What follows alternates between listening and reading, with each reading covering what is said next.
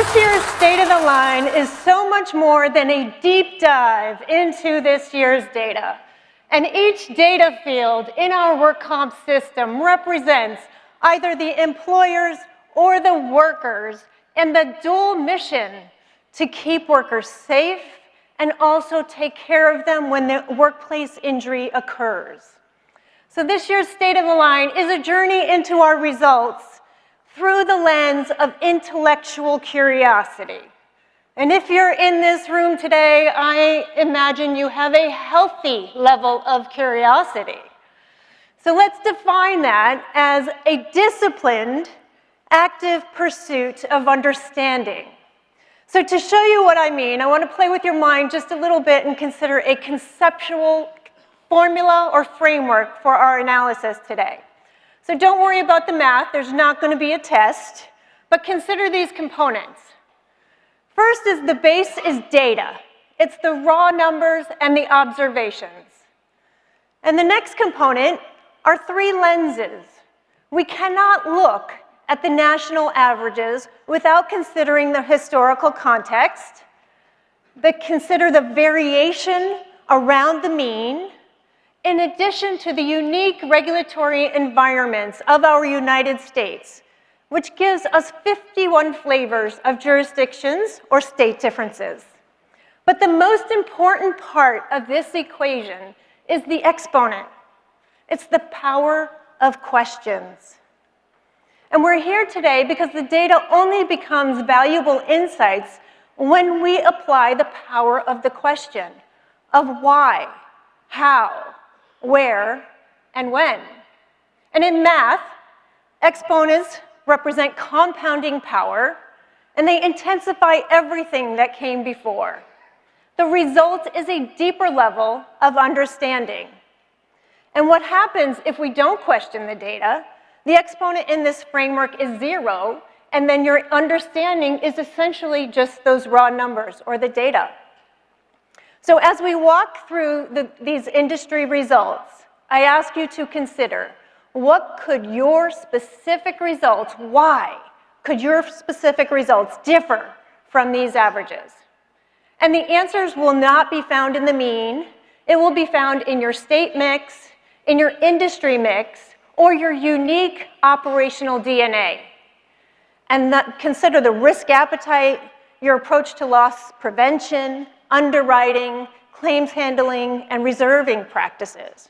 Let's stop simply observing the market, and let's use this conceptual framework to master it. But we have to start somewhere, and we're going to start with the averages, which are also the highlights, and interrogate the data through the lenses of context, variation, and state differences. So overall, you're going to see that premium is relatively flat. We have a rising combined ratio, but it's still profitable. We have a healthy redundant reserve position, and frequency continues to decline, and severity or the average claim costs are explainable, but quite nuanced. State mix, industry mix will matter. So we're going to start where we often do, with the context of how workers' compensation fits into the broader property and casualty picture. Then we will dive into the work comp premium, work comp results, and finish today with a deep dive into the loss drivers. So first things first, total property and casualty net written premium for private carriers has grown 5% in 2025 to just over $974 billion. It's a smaller increase than what we saw in 2024. And all lines you see here you see an increase in net written premium in 2025, with homeowners leading the pack with about a 10% increase. And for workers' compensation, for net written premium for private carriers is relatively flat. Yet you see a small decline. It's the only one on this slide with a bit of a decline. But let's put that in context with the property and casualty industry combined ratios. And you see here that a 93 calendar year combined ratio is a remarkable result and near record underwriting profit. There's only 1 year in this time horizon, 2006, with a lower combined ratio. In the last decade, you see 6 out of 10 years with underwriting profits as well. And the 2025 results is driven by a relatively low catastrophe year in the property lines, at least in terms of an Atlantic hurricane season. But let's look at the line detail. Here you see year-over-year declines in property calendar year combined ratios, homeowners, commercial multi-peril, and the fire and allied lines. You also see a substantial decline in commercial auto. Given the rate activity that has occurred there over multiple years, the question is, will it be sustainable? As we know, that line is subject to social inflation. And we also see continued pressure for the challenges for the liability lines, including umbrella. That's a line subject to significant social inflation. But as for workers' compensation, you see a calendar year combined ratio of 91. It's a substantive increase from 2024, and we're going to get into a lot of those details shortly. So we've set the context, and property and casualty grew more moderately than 2024 and has seen the lowest calendar year combined ratio since 2006. Within this context, workers' compensation remains profitable, even though the calendar year combined ratio is rising. So next is premium. And while it's relatively flat, there's much more to this story. And we'll start with the historical context. And here's the view of net written premium for the most recent 21 years. You see private carrier premium is shown in blue, and the state fund premium is shown in orange. And together, the total written premium for 2025 is $45.6 billion, a 1.5% decrease from 2024. We take a detour, a short detour, to see what's happening in the residual market premium. And we see that the premium in the NCCI service pools has declined and has been declining since 2014. And in policy year 2025, the residual market premium is now $640 million. And since 2014, you see that that has declined about 45%. And on a market share basis, you can also see it shrinking in the last decade and is holding steady at about 5%. It's a very manageable size, and this is a unique viewpoint of the industry. It tells us that the most risks are finding coverage in the voluntary market, even the most challenging risks. It's an indicator of a healthy work comp system. But let's come back to see more of the voluntary market dynamics. And now we're switching to direct written premium so we can get a look at what's happening at the state level. And overall, direct written premium, you see the 1.8% decrease year over year. But at the state level, there's a lot of variation, so let's take a look. And here you see that most states, you see a shade of blue, indicating a decline in direct written premium. So interestingly, states that saw a double-digit decrease in their loss costs in 2025 also see a sizable decline in premium. Examples of this include Maryland, Maine, Virginia, and Texas. The shades of orange represent positive direct written premium changes, and there are more than a few of those. Of the NCCI states, Nevada's direct written premium increased 7%, and that was influenced by a loss cost increase in that state in early 2025. Another state with a shade of orange is South Carolina, which had a 0% change in loss costs in 2025. And overall, across this slide, the answers are -8 to a +7. But before we advance this slide, I'd like you to take a quick look at California and New York. Very different colors. And I like this slide because it shows the contrast well, yet it also represents 80% of workers' compensation for private carriers. Aggregating the NCCI states together, we see a decrease of 2% year over year, and that's contrasted by California and New York. California has filed several increases in recent years, and the 9/1/2025 approval was a plus 8.7%.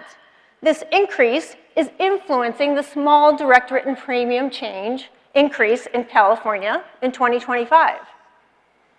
New York, on the other hand, loss costs decreased by 9% and 13% in their last two filings, effective late 24 and late 25. Both of those are influencing its 6.8% decrease in direct written premium for 2025. So tomorrow, Tracy Ryan is hosting a session with the presidents of California and New York bureaus. And they're going to go deeper into the work comp system dynamics, and you do not want to miss that one. So throughout the rest of the State of the Line, I plan to highlight these bureaus and some others to preface that conversation. And naturally rising payroll is a significant part of work comp premium. So that's next. And here you see that in 2025, payroll has increased 4.8%. We have seen strong payroll growth since COVID, and this year it's moderated a little bit, slightly below 5%. And on the left, you see that employment is making up only 0.5%. And 2024 was also light on employment gains, and we see that again here in 2025. It's a very sluggish employment environment. On the right, you see that 2025's growth in payroll is mostly coming from the wages, averaging 4.3%. And we know that these are averages. We know that the payroll forces are nuanced, much more nuanced at the industry level, and there's an interesting story here. So on the left, you see the very low volume of employment changes, plus or minus 1%, that coincided with the economic uncertainty, and given the tariff environment, as well as the government shutdown activity. The one sector that continued to grow in 2025 was healthcare. And on the right, when you look at wages by sector, most of them grew 3 to 5%. And all in all, 2025 has been characterized as this low hire, low fire environment. So the next significant component of premium is the loss costs. And we start with a recap of the loss costs that were effective in 2025, declining 6.1% across NCCI states. So I'm leaving 2026 out for just a moment to focus on the predominant drivers of the current year-over-year change. And the remaining parts of premium are the carrier components, including schedule rating, dividends, and departures from the bureau loss costs. And here you see that the year-over-year change in the combined impact of these items is almost flat. But as we bring that all together to explain the year-over-year change in direct written premium from 24 to 25, this represents NCCI states only, what you see is that the change in payroll and the change in loss costs and mix, for the most part, offset each other. The change in the combined impact of the carrier pricing components is negligible. And there's an other component, which includes audit adjustments, experience mod changes, as well as deductible credits. So overall, these components explain the year-over-year change in premium for 2025. But now let's talk about 2026. So NCCI filed an aggregate loss cost decrease of 5% effective in 2026, moderating a bit from our 2025 filings.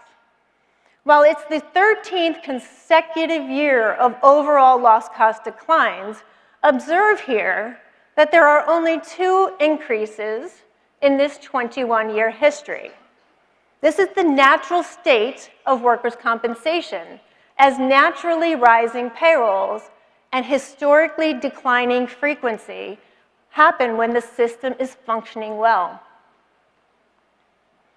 But at the state level, you see here that most NCCI states have decreases again effective in 2026, ranging from a minus 15.6% in New Mexico to a plus 21.6% in Nevada. So while New Mexico and Nevada are geographically close, they're not so close in work comp experience. On one side of this slide, you see 3 double-digit decreases, and on the other side, you see 3 increases on the right. Yet the overall doesn't change much without those 6 outliers on either side. So I have been known to say every state has a story, and the Nevada story is unlike any others. So we've asked our state actuary, Kirsten Kolovi, to tell you that story. Here she is narrating. Every state has a story, and contrary to the famous slogan, Nevada's story isn't staying in Vegas. The 2026 Nevada filing is shaped by a distinctive blend of cost drivers, economic activity, and a unique exposure base, each playing a role in the 21.6% loss cost filing effective this past March. First, let's look at the cost drivers of frequency and severity to help explain the noteworthy increase. Claim frequency has stalled in recent years, breaking from the long-term downward trend seen in many other NCCI states. One sector of Nevada's workforce stands out with notable increases over this period: workers supporting the tourism industry. During the height of the COVID-19 pandemic, vacation plans and large group gatherings were halted. But as restrictions eased, consumers were eager for entertainment and travel. Tourism expanded rapidly, bringing in many new workers to meet the demand. NCCI's research has shown that new workers, in particular, workers who have been in their jobs for less than 1 year, are more likely to become injured on the job, increasing claim frequency. In Nevada, where the tourism industry represents a larger share of the workforce than in most states, this shift has had a meaningful impact on overall claim activity. Next, we turn to severity, or the average cost per case. In the months and years immediately after the height of the COVID-19 pandemic, Nevada saw a period of accelerated wage growth, especially in sectors supporting the tourism industry, where demand surged as the state reopened. Because indemnity lost time benefits are a function of wages, rising earnings for employees translated into rising benefit costs paid by insurers, placing upward pressure on losses. While wage growth has been a notable contributor, it is not the only force pushing severity upward. Nevada has experienced elevated large loss activity, particularly in recent years. For claims exceeding $500,000 in total paid plus case losses, both the number of these large claims and the total dollars associated with them reached elevated levels in recent years, particularly for the construction industry.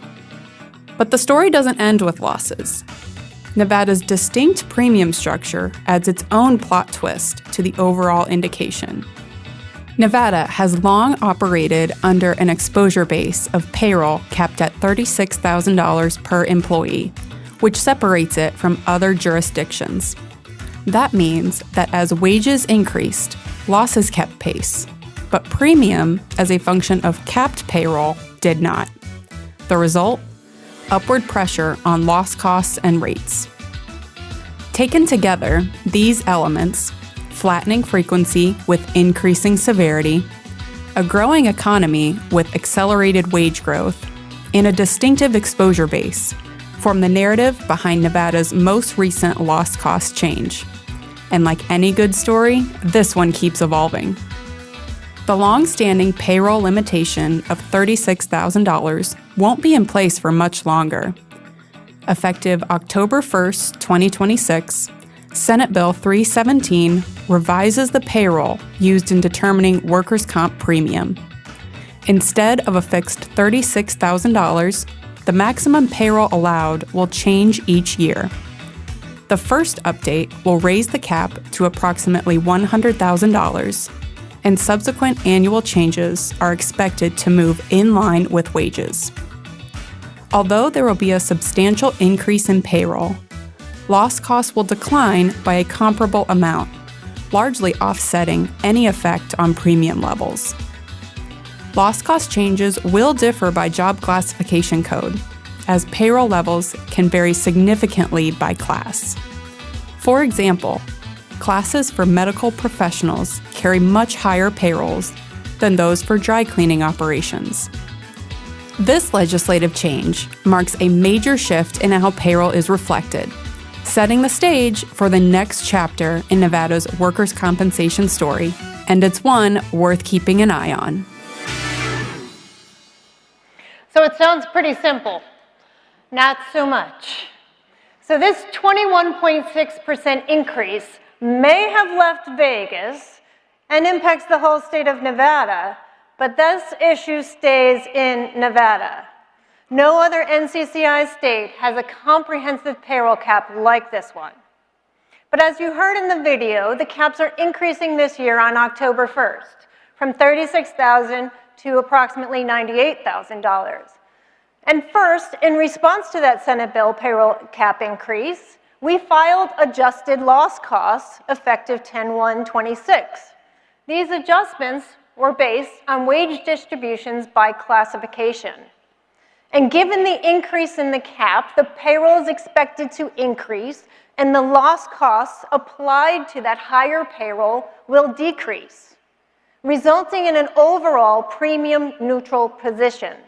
However, this will vary policy to policy, so it is imperative and essential for the reporting of appropriate payroll according to these new caps for the system to remain healthy. And many stakeholders, agents, brokers, underwriters are impacted. So we're committed to have resources available on NCCI.com, including an FAQ page coming very soon. But let's come back to the loss costs.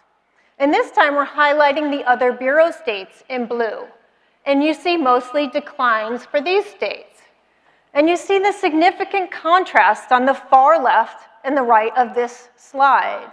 So last week, New York published their intention to file a large decrease effective in October.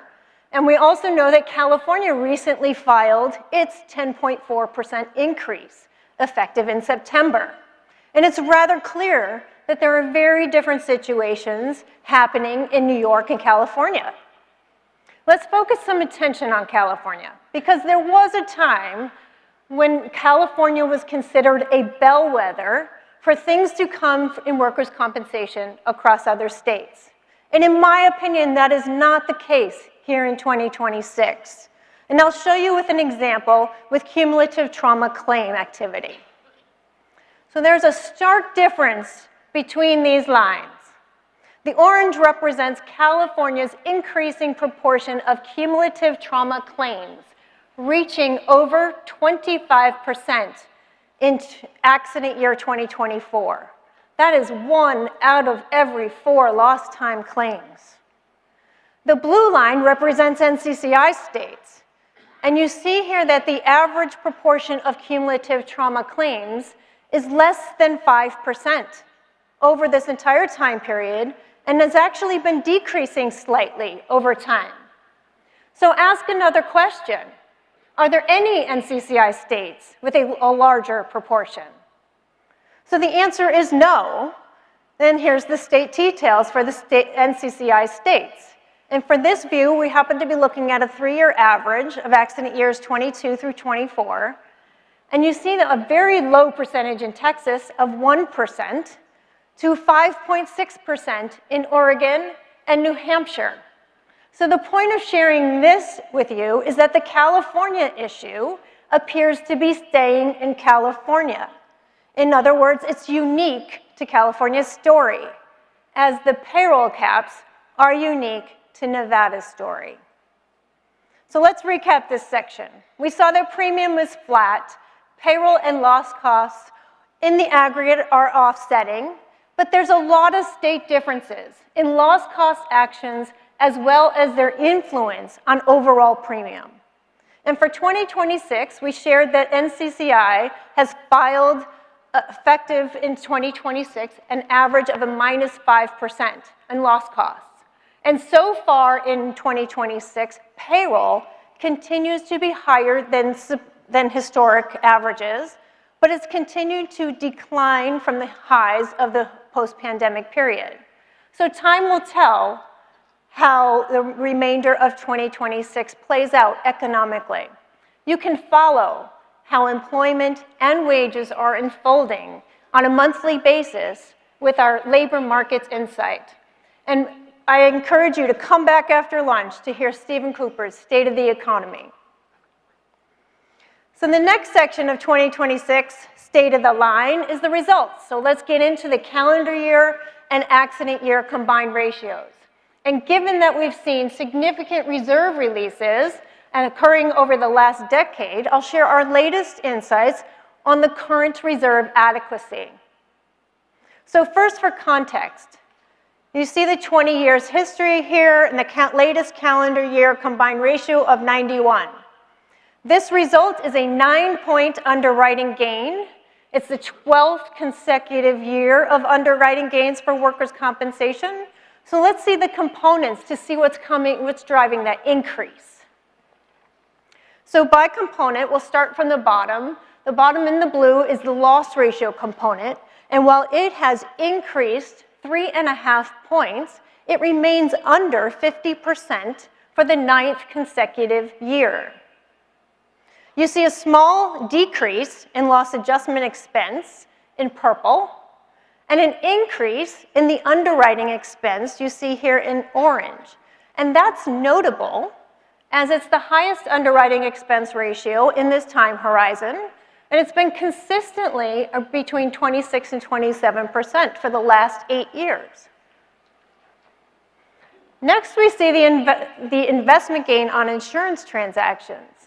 And our preliminary estimate of the 2025 insurance gain is 9%, which is a bit lower than what you see here for the long-term average of 11.3%.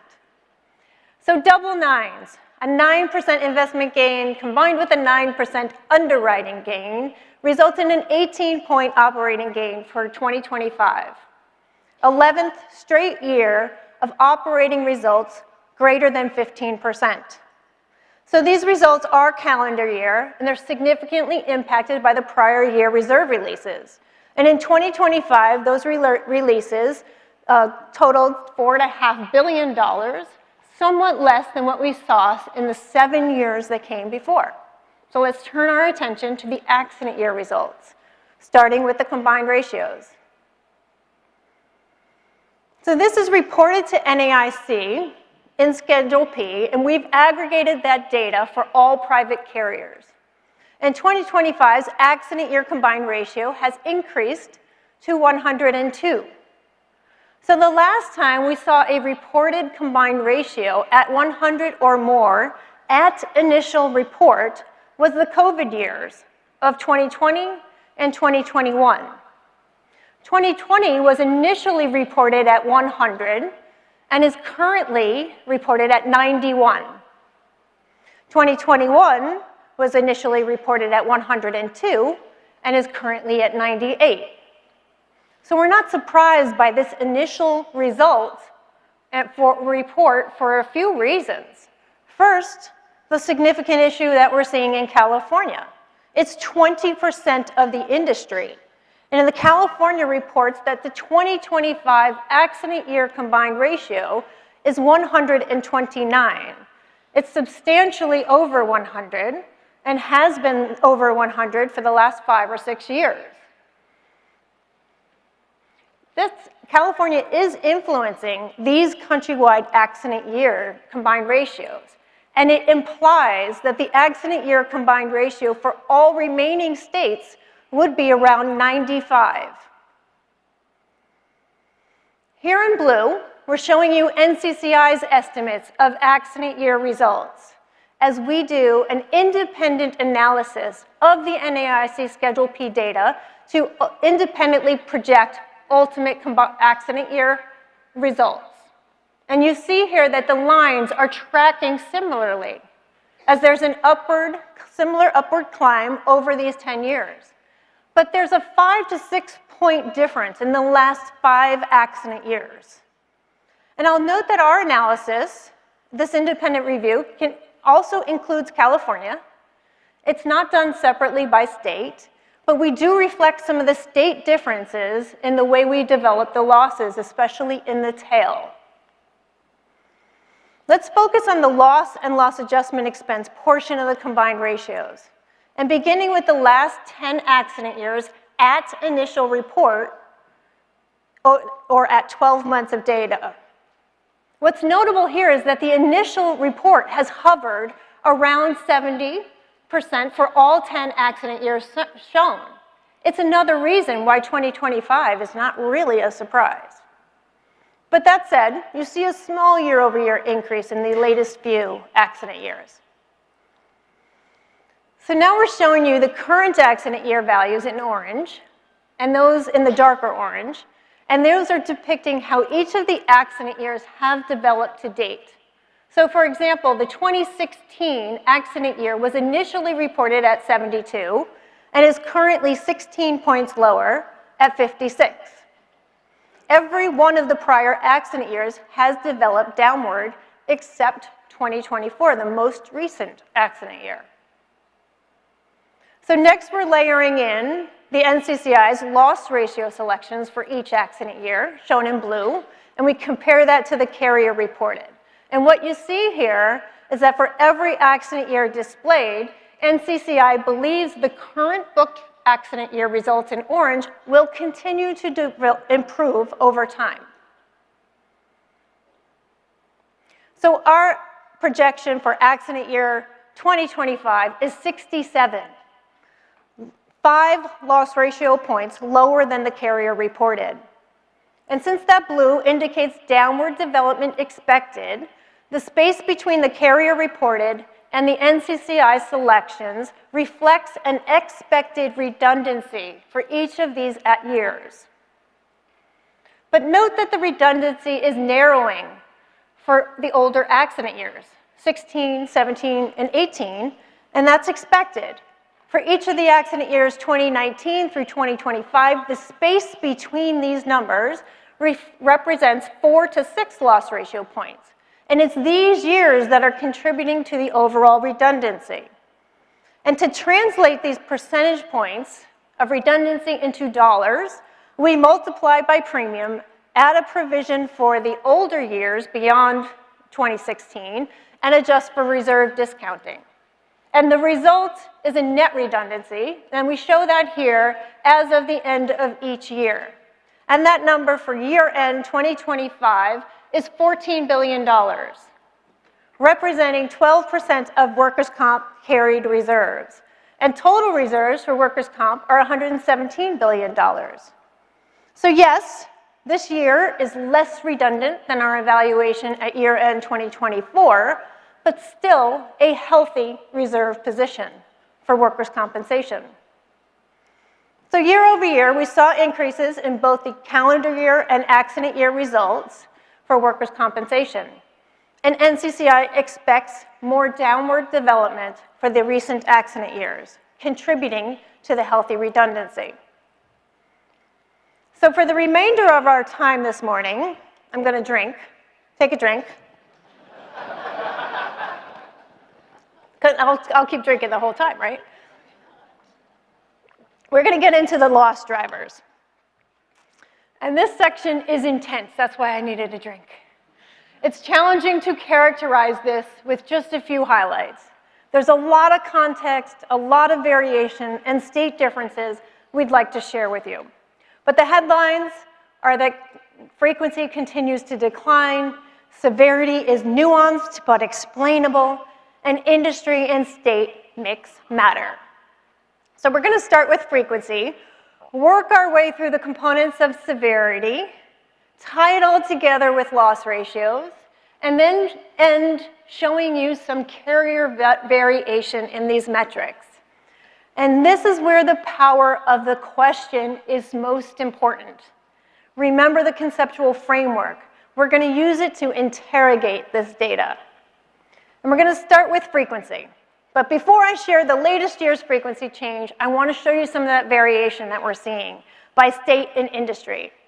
And for these variations, the data comes from multiple sources and is available for prior years. So let's start with a comparison by state. So first here, we're showing you a comparison of California, New York, and the NCCI states as a group. But let me orient you to what you're seeing on the slide. On the left, you see the actual frequency measure of lost time claims per 100,000 workers, and a time horizon of 15 years, from 2009 to 2023.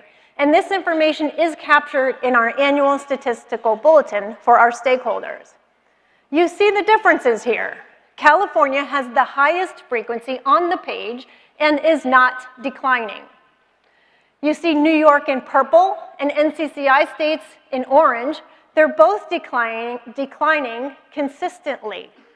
And in gray, the other state bureaus are all exhibiting a decline over time.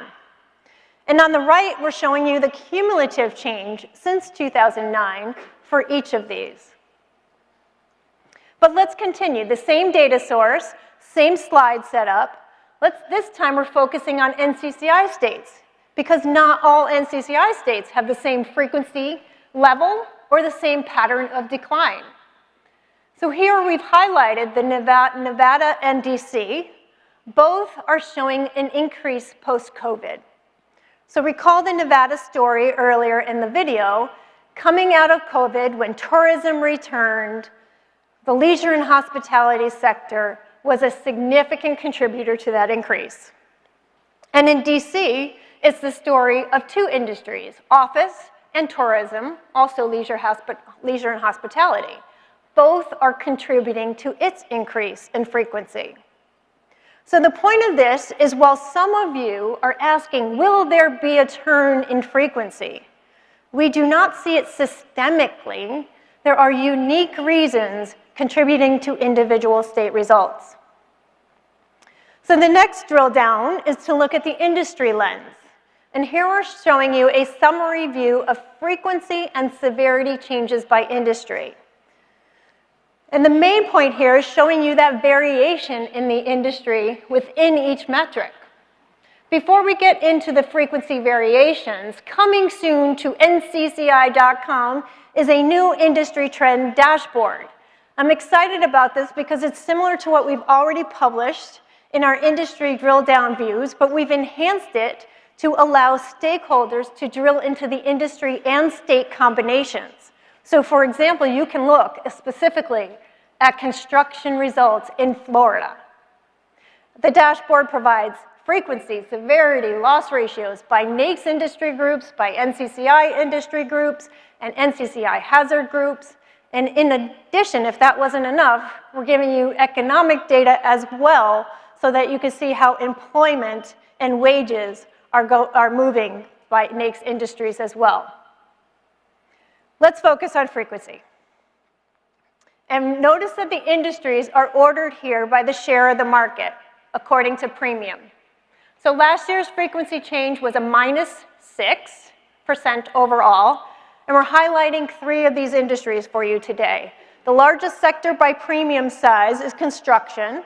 You see it's got a deepest decline year over year. And the 2 industry sectors that have increases are healthcare and office. We'll take a quick peek. So our first industry highlight is construction. And let's get oriented to this slide as well. Because on the left, you see the actual frequency metric and how it's changed over time. In this case, it's claims per $1 million of pure premium. Each gray line here represents a NAICS industry sector. You see construction in blue. It's the lowest frequency sector. It's declining pretty steeply over time. And on the right, you see the cumulative change in that frequency. And you see that the rate of decline for construction outpaces all of the other industries. And since 2015, it has declined by nearly 40%. But if we ask the next question, are all classes in construction declining in frequency? So the top 10 are, and you can see that here. There's varying degrees of year-over-year declines, a few declining double digits, some single digits, but all of these top 10 construction classes are declining in 2024. The next industry highlight is healthcare. So same setup, you see that frequency of workplace injury for healthcare workers is higher than other industries. And it too is generally decreasing over time, but has ticked up in the last year, in the latest year you see here. This could be due to the employment increases we've seen in the last several years, including 2024, as newer employees with less experience generally have a higher incidence rate. And on the right, you see the cumulative change. Healthcare is also a sector that is subject to much more workplace violence in recent years. And that too is contributing to this uptick in frequency. So the last industry highlight I have for you is office sector. So here you see that office is one of the lowest frequency sectors on the left. And on the right, you see the cumulative change since 2015. It's about 30% cumulatively, but more importantly, you see that small increase in the latest year-over-year period.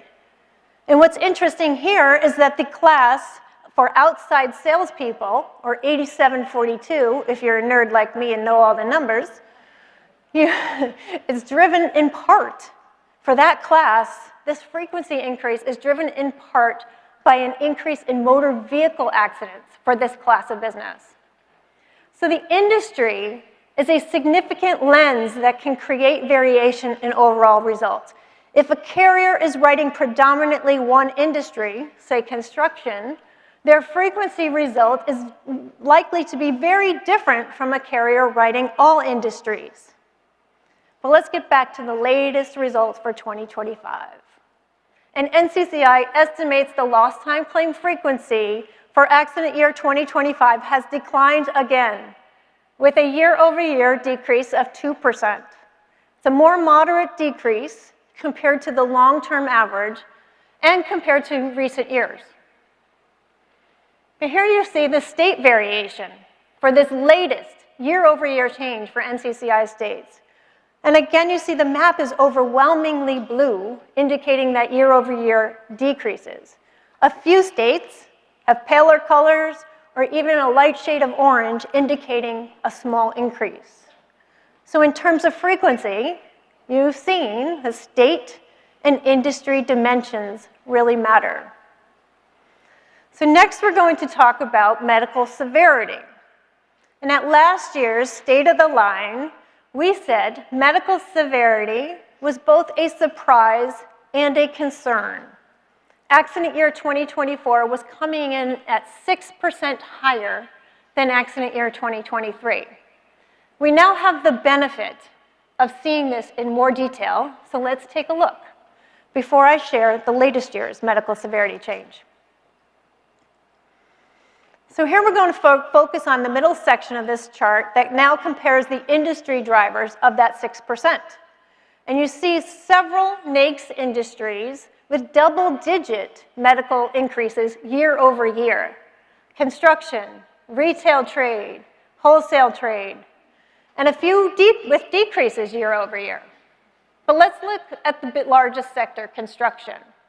As one number year over year can be very volatile, we have to put that into the historical context. So here on the left, you see that the medical severity for construction for the last 10 accident years, and while construction is one of the lowest frequency sectors, it typically has the highest medical severity, resulting from the most severe types of injuries and from the most riskiest jobs. And on the right, you see the cumulative change in medical severity.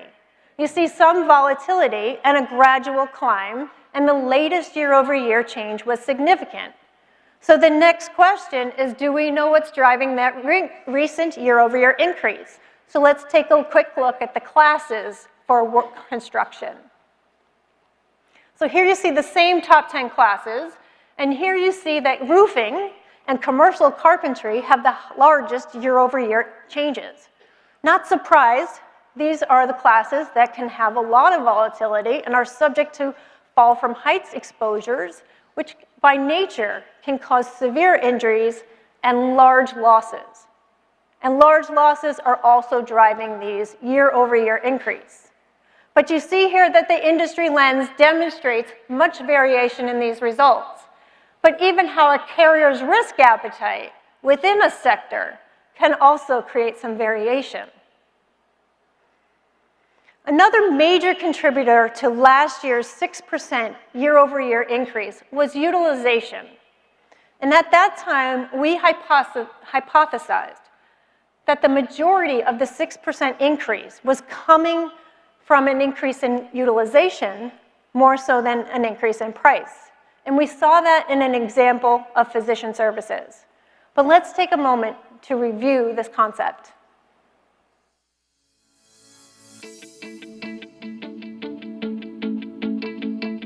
NCCI reports the year-over-year change in workers' compensation medical costs based on data collected from carriers. This total medical cost is determined by two primary components: price and utilization. At a high level, price tells us how much is paid for each service, while utilization tells us the types and quantities of services provided. Let's imagine an injured worker who receives physical therapy for her strained back. Price would be how much was paid for each 30-minute visit, let's say $50. Utilization would be the number of times she visits the physical therapist, let's say 6. Her total medical cost would be the price of each visit times the number of visits, or $300. But what if her physical therapist determined 6 visits wasn't enough and extended it to 8? This results in her total medical cost increasing to $400. Not because of a price change, but because of a change in utilization. In this example, changes to utilization could also result from extending the time of each visit from 30 minutes to 1 hour, changing the type or complexity of physical therapy, or receiving additional treatments, such as electrical stimulation. Now, it was relatively straightforward to understand how utilization changed when the number of visits increased. However, things get a little more complicated when it comes to comparing utilization across different injuries. For example, how might utilization change if the back strain instead turned out to be a back fracture requiring surgery? How does utilization for 30 minutes of physical therapy even compare to utilization for back surgery? Not quite as effortless. NCCI has been working on leveraging internal data as well as external resources to create utilization measures that make this possible. We have quantified utilization for each of the major medical cost categories in workers' compensation, enabling NCCI to extend this work to overall medical. Why is this work important? For one, it will allow NCCI to better understand changes in medical costs.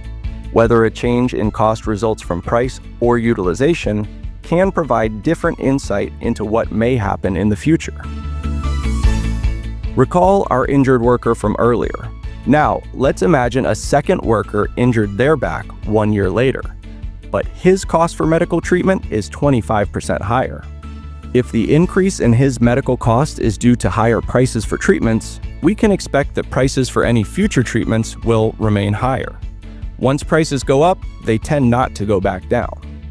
However, utilization isn't quite as straightforward. Changes in utilization may have a more varied impact on future costs. If the injured worker's increased medical cost results from utilization changes like more physical therapy visits, then the injured worker may have a faster recovery, leading to a lower medical cost in the months to follow. On the flip side, this same example of increased utilization can indicate a more severe back injury, leading to a longer recovery period and higher future medical costs. How does this help us understand overall severity? If the injured worker's severe back injury was representative of a wider trend seen in claims for that year, then it could signify a shift in claim mix. This changing claim mix drives increased utilization and thus increased overall severity. Defining and quantifying utilization is one way we can harness the power of NCCI's medical data, offering insights into past and future medical costs. So the video describes utilization, but doesn't go into detail as to how we've created these metrics. We could have a 2-day event talking about all of that research. But if you have been here before, you know that Raji Chaturvedian for years has been saying that price is only part of the story for medical. And at NCCI, our multi-year research is now complete across all of the major types of medical spend. And it's given us a treasure trove of deeper insights into medical costs and treatment patterns.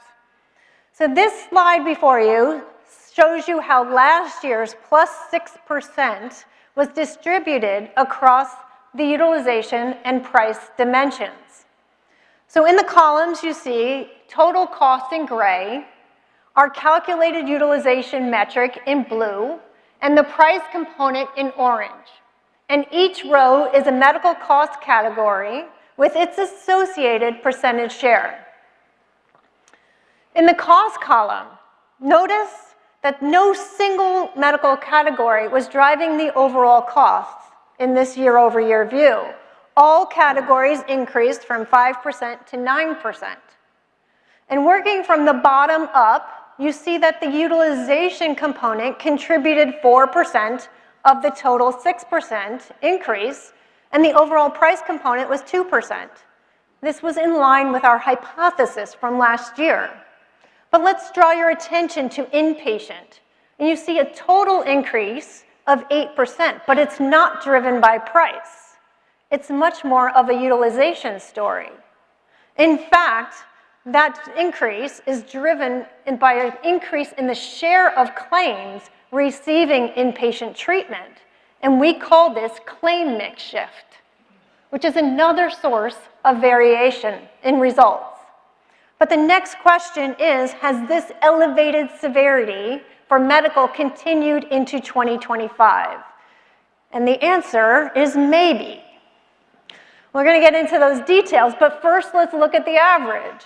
And we're estimating here that the average lost time medical claim severity will be 4% higher in 2025 than it was in 24. These results are from our financial data, and the year-over-year change is more moderate than what we saw before. So our first lens is going to be the state look, and this shows you that there's plenty of state variation around the overall 4%. So while there are mostly shades of orange here indicating an increase, you see some shades of blue that might surprise you, indicating a year-over-year decrease in medical severity. But the year-over-year results that are extreme, either high or low, are typically claim mix driven. But as I mentioned before, the overall medical severity is 4% year over year. That comes from our financial data.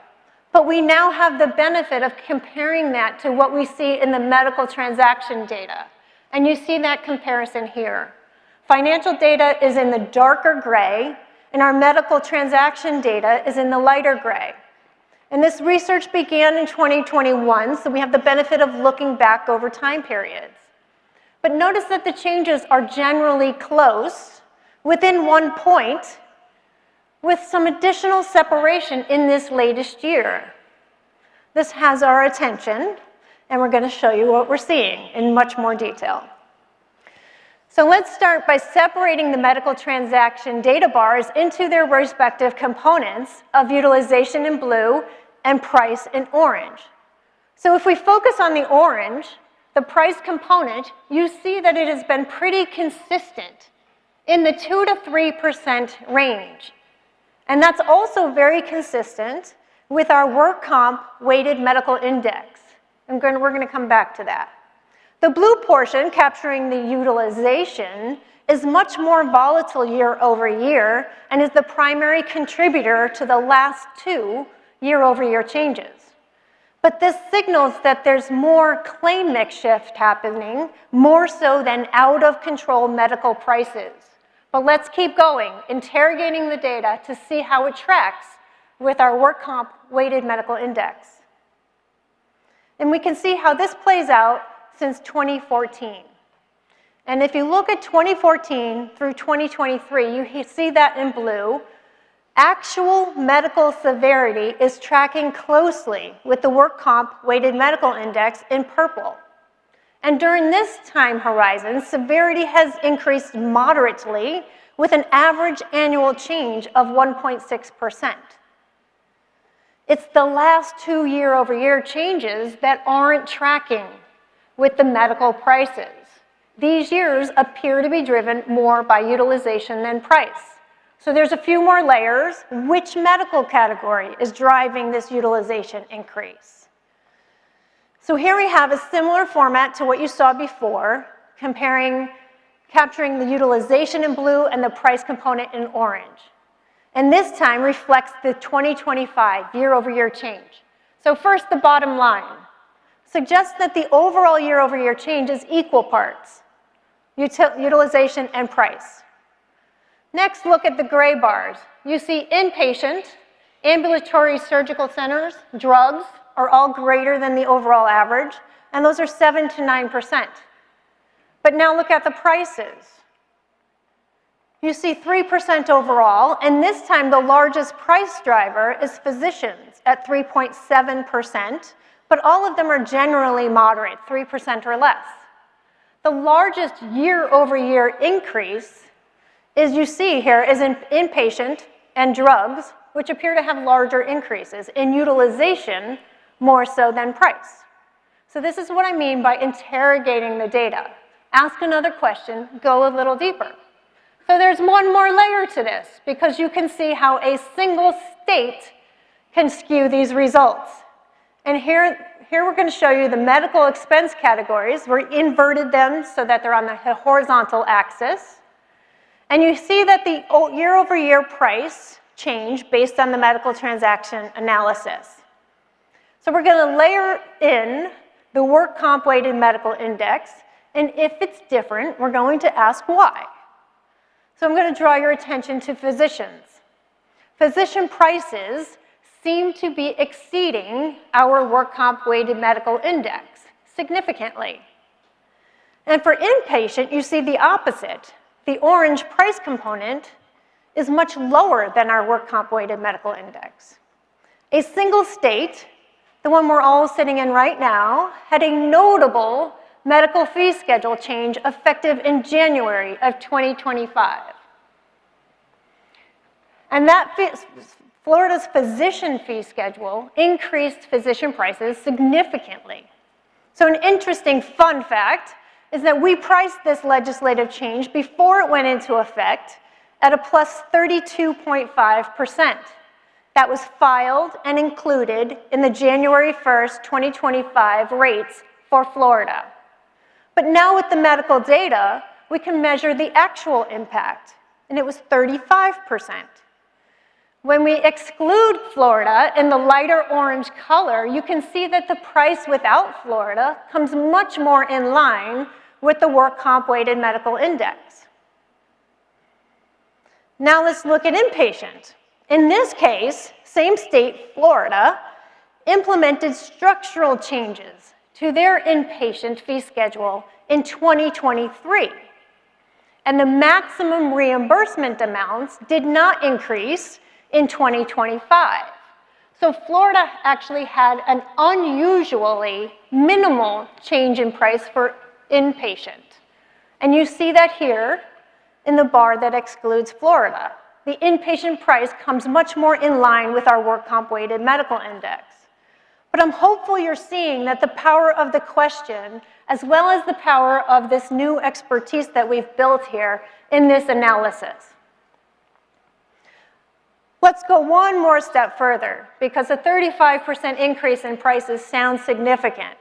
And here we're seeing a metric that shows you the relative physician prices where each gray line is an individual state. And we've highlighted Florida. But this puts the 35% increase in physician costs into context with other NCCI states. It helps you to show you that the relative prices for Florida were historically low compared to other states. And even with the notable increase, it moves to the lower middle of relative physician prices relative to the other states. Another point to make here is that Medicare-based physician fee schedules are not charging Medicare rates. They are typically a significant multiplier that anchors to the Medicare rates. So for example, the physician fee schedule for Florida pays 175% of Medicare rates for non-surgical services. But we then asked ourselves one more question, because we can't stop. With this level of price increase, did it stimulate any change in treating behavior? And the answer here is no. We see that here on the right side of the page, showing you the utilization metric over time. And the utilization line for Florida is rather consistent, with a bit of a downward move in the latest year, corresponding to the same timing of that price increase. So I've revealed many details from our treasure trove of medical research, and Raji has even more for you later today. Let's look at medical fee schedules more broadly. This map represents the annualized change in fee schedules across all major medical categories. And the average by premium weight fee schedule change is an increase of 1% per year on medical costs since COVID. It's a sign that overall the fee schedules are continuing to contain, not fuel, medical prices for workers' compensation. You see, a few states, Texas, Illinois, and California, all have fee schedules that explicitly tie the overall levels of their fee schedule to an inflation index. These three states, you see, have a much larger fee schedule increase compared to the overall average. So what's the moral to the medical story that I've told you today? It's very nuanced. The financial data is telling us that the year-over-year increase is moderate at 4%. And the medical transaction data suggests that there's a shift occurring with utilization that is worthy of watching pretty closely. But the medical price component is well managed overall. State mix matters, industry mix matters, and price and utilization are also impacting medical costs. There is no one number that can tell you this whole story. Let's turn our attention to indemnity severity. And we're estimating that the average lost time indemnity claim severity is also 4% higher in 2025 than in 2024. This happens to be much in line with our expectations, since indemnity benefits are a function of wages, and we saw an increase of wages of 4.3%.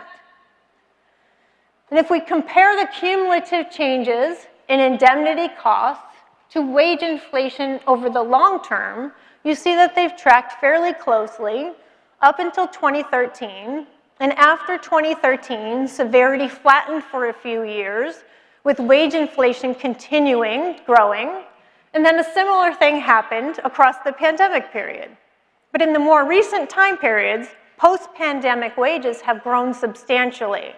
Indemnity benefits are rising too, but you see here that the two lines have separated a bit, but are increasing in parallel. Next, we're going to look at the state view. But we start with, on the left, you see a map capturing year-over-year changes in wages by state. And you see here that they've all increased 3 to 5%. But if we compare that to the indemnity change by state on the right, again, this is year over year, so you're going to see some variability. But unlike the wages, there's a lot of variation. And then you can see that there's a mix of orange and blue, indicating potential claim mix changes. But let's bring the severity and frequency concepts together and see how that influences the loss ratio. Since both medical and indemnity are rising at 4% year over year, we show you the unadjusted view of total severity. But now we have to adjust the prior year severity figures to current wage levels. So the orange part of the historical bar is adjusting that accident year's severity to current wage levels. And when you look at this on an adjusted basis, the lost time severity is showing a small decrease year over year from 2024. In fact, you see this declining from 2009 through 2021 and rather flat since then.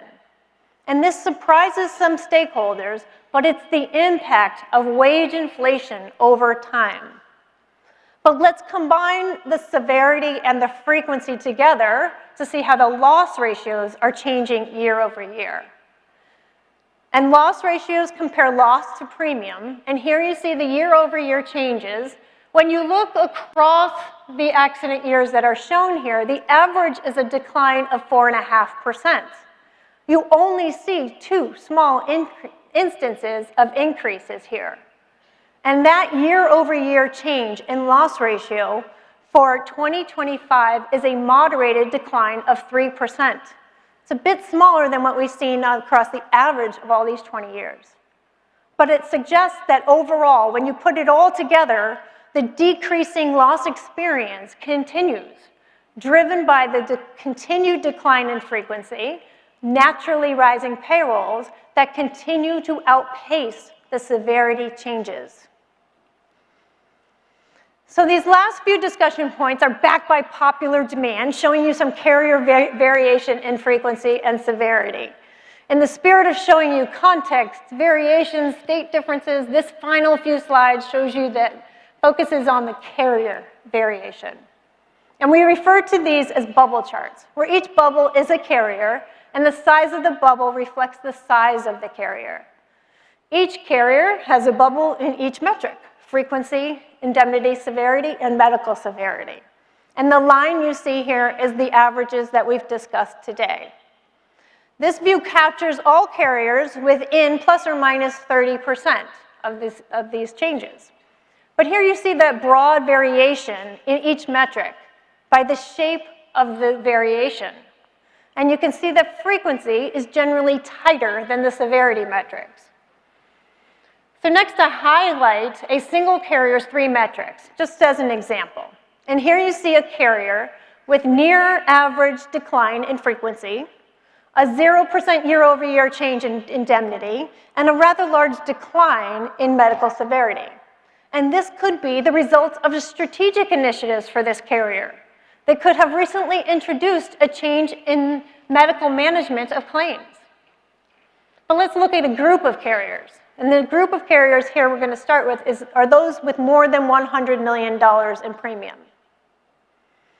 You can see here the dispersion or variation around the average. And what's interesting is that there is no pattern of performance that all larger carriers experience. And we've added a blue line here to show you the average for this set of carriers. And you can see here that the group of larger carriers slightly biases these averages upward a smidge for frequency and downward for both components of severity. Let's change this view to another set of carriers.